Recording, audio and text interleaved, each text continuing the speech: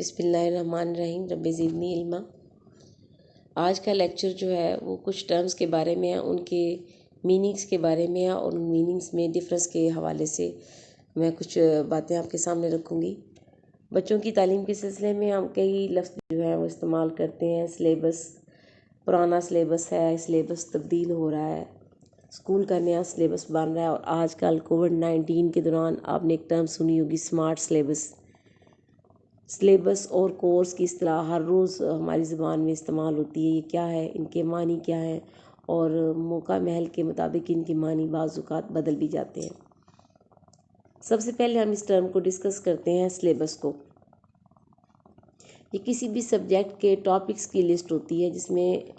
وہ یوز کیا جاتا ہے ایکسٹرنل ایگزام کے لیے، خارجی امتحان کے لیے، اور اس میں ہر ٹاپک کے ساتھ نمبروں کی تقسیم بھی دی جاتی ہے، اور اس کو عموماً سلیبس کو نصاب کے مفہوم میں بھی لے لیا جاتا ہے۔ سلیبس میں بعض موضوعات کا ایک خاکہ اور چند چھوٹے بڑے ٹاپکس جو ہیں وہ شامل ہوتے ہیں، اور اس سبجیکٹ میں اس جو مواد پڑھایا جانا ہے اس کی نشاندہی کی جاتی ہے، اور یہ ہم کہہ سکتے ہیں کہ یہ دراصل ٹاپکس کی لسٹ کے سے زیادہ کچھ نہیں ہوتا۔ اور آج کل دیکھنے میں یہ بھی آ رہا ہے کہ سلیبس میں جہاں پر ٹاپکس کی لسٹ ہوتی ہے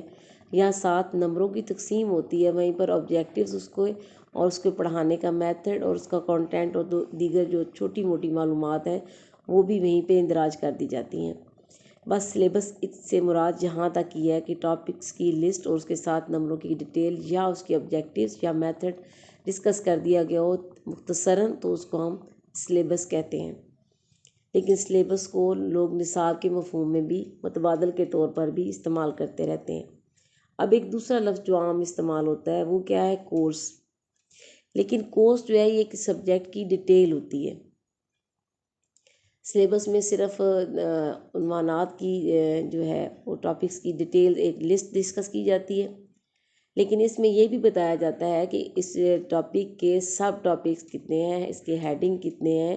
اور بعض اوقات یہ بھی ہے دیکھا جاتا ہے کہ نمبروں کی ویٹیج جو ہے ٹاپک وائز کس چیپٹر میں کس کنٹینٹ کے کتنے مارکس جو ہیں وہ شامل کیے جاتے ہیں پیپر کے حوالے سے، وہ بھی ساتھ لکھا جاتا ہے۔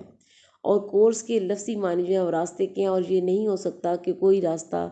وہ کسی منزل کے بغیر اس کا کوئی کانسیپٹ ہے، ہر راستہ کسی نہ کسی منزل کے لیے ہی استعمال ہوتا ہے۔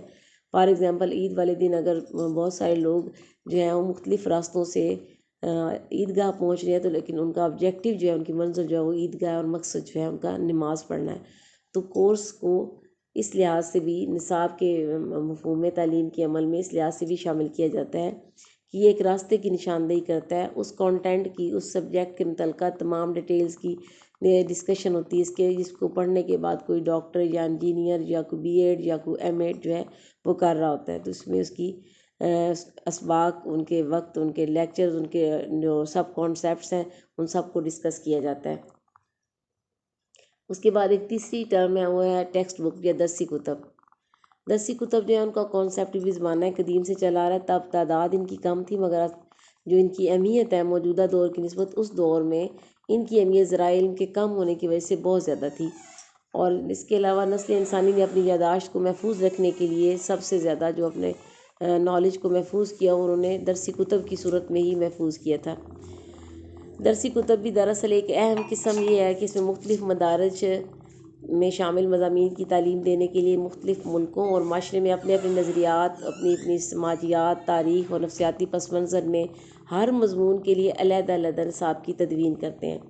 اور عموماً یہ نصابات جو ہیں ابتدائی، ثانوی اور اعلیٰ تعلیم کے مدارج میں پڑھائے جانے والے مضامین یا سبجیکٹس ہوتے ہیں۔